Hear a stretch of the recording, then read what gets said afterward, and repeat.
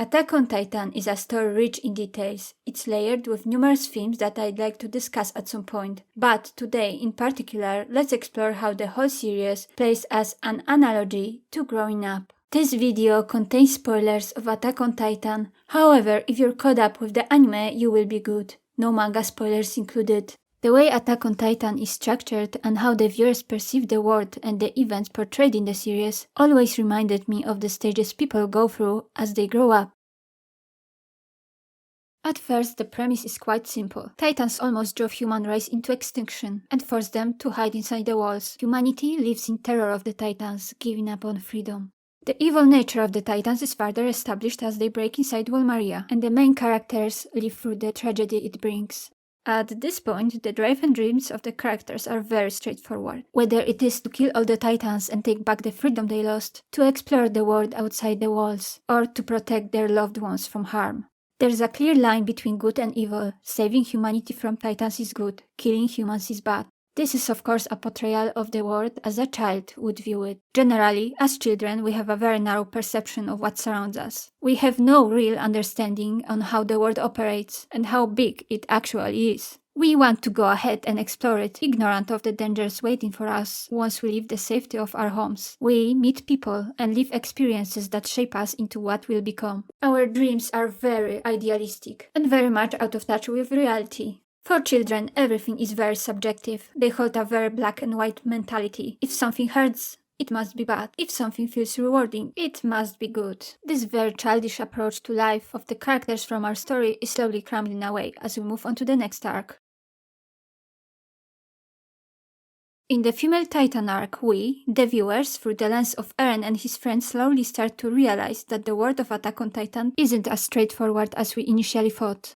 There's this sense that something more is going on than what we've been led to believe. And as the plot progresses, we learn that the Titans aren't the only enemy. Annie turns out to be the female Titan. We do get a small hint that she might not be as evil as the plot makes her out to be, however, this is promptly brushed aside. At this point, the line between good and bad still remains solid. Throughout this arc, Eren's idealism is challenged. He realizes that achieving his dreams might require doing what doesn't feel morally acceptable.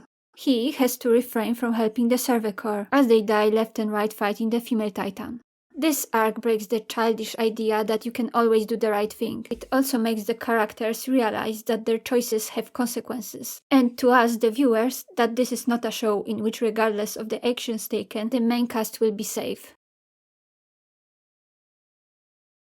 We move forward to the Clash of the Titans arc, where it's revealed that Reiner and Bertolt are the Titans that destroyed Walmaria. Through the fight, Eren demonstrates that he no longer lets his emotions control his actions, which clearly indicates that he's starting to change. Realizing that people close to us might not be what they seem to be is also a part of growing up. However, the character's view on Reiner and Bertolt is still very subjective. Despite clear signs that there is something up, they still aren't ready to comprehend that others might have different experiences than they do. And even though they cause them enormous harm, Reiner and Bertolt might not be the evil traitors that they seemingly are. At this point, even the brightest minds among the Survey Corps aren't able to catch that. As kids, we often aren't able to understand other people's point of view. Our moral values and motivations are the only ones that are acceptable to us. Just think of it. How many times did you think as a child that something is so evil there's no possible excuse for it, just to look back on it as an adult and maybe not agree with it, but understand the reason behind it? At this point in the story, the characters are still children that are barely starting to mature. This is of course in stark contrast to the character of Ymir, somebody who has enough experience and knowledge of the world to comprehend what's going on. She does the unfathomable and takes pity on the supposed despicable traitors. The Uprising arc finally begins to blur the lines between the good and bad, as it's revealed that the mindless Titans are actually human beings. Moreover, the main cast has to start fighting humans, as they doubt if their actions will really result in the best chance for humanity's survival. What I like most about this arc is that it's dealing with the socio-political issues, which were previously presented as what we could assume only as a shallow world building. As kids, we might hear about such matters, but we don't really have to do anything with it. As we grow up, it's something that directly concerns us, and we have to start caring about it. This part of the story is moving the plot far away from the simplistic premise presented to us at the beginning. Killing titans won't solve all the problems. It's not the only thing the characters will have to do to achieve their goals. They have to start looking at the bigger picture and set their priorities. We move to Return to Shiganshina arc. This is where I feel the series and characters reach early adulthood. At the climax of this part of the story, we deal with a clash between personal feelings and the good of humanity. This is of course something we often have to deal with sooner or later as we grow older. At some point, we all have to make a choice between our personal goals or the good of the people around us. As this arc comes to an end, we finally learn the truth about the world. The insight and knowledge of the world shatters the naivety of the characters. The outside world is a dangerous place, where they are perceived as evil, much like they saw the Titans. As we are growing up, we chase independence, not realizing what comes with gaining it. We want to leave the safety of our homes and gain the freedom to explore the world. But the outside world is cruel, in which one careless moment can lead to a tragedy. This part of the story embodies this very truth that we all inevitably learn. The characters have reached some of their dreams. They reached the ocean and freed themselves from the Titans. However, their joy is overshadowed by the feeling of uncertainty and sadness. Their dreams haven't been all along what they expected them to be, and coming to terms with that is just so heartbreaking. As for now, the outside threat, that is the civilization outside the walls, is still seen subjectively as bad. This soon changes as we enter the next story arc.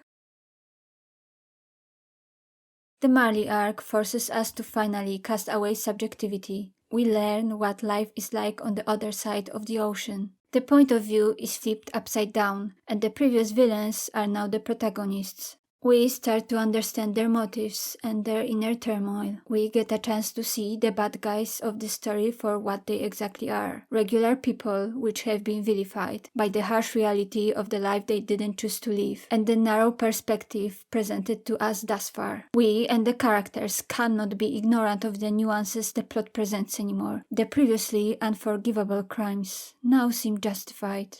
The black and white mentality is shattered to the point where we don't even know who is in the right anymore. Both sides feel victimized by the other. This is done very subtly, but we start to see Eldians and Merdians on the continent sympathize with one another, and the same is reflected in Eren and Reiner's conversation. This part of the story leaves us pondering. What is there missing to resolve the Paradis-Merlian conflict without resorting to violence? Growing up challenges our simplistic worldview as we learn to see events and people objectively. With broader perspective, we start to see ourselves in the people around us and stop to think, what would I have done if I were in their shoes? We are thrown into situations where we need to do things we had condemned previously. We might come to a point where we need to ask ourselves, is forsaking our morality worth achieving our goals and dreams? What if our dreams lead us to a dark place where we never wanted to be? In any case, resorting to violence is the easy way. Sitting down and having an honest talk, admitting our own faults, trying to find a compromise is the harder thing to do. At this point in the series, we still have some growing up to do, and this will likely be addressed as the rest of the story unfolds.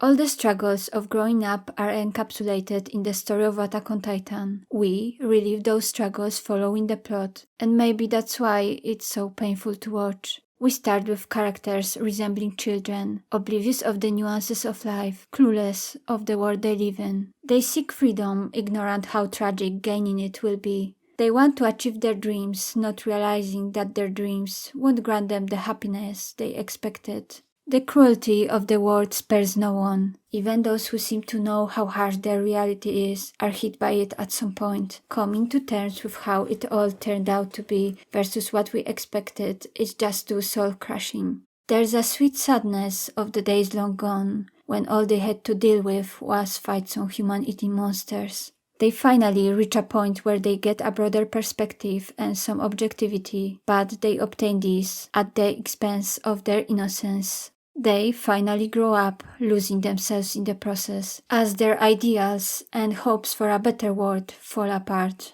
Or maybe they don't lose themselves after all? I want to believe that at our core we're still the same as we were as kids. Despite everything that's happened, it's still the same us. And the drastic course of action we may take is just to protect the things we grasped at as children and so desperately refuse to let go of.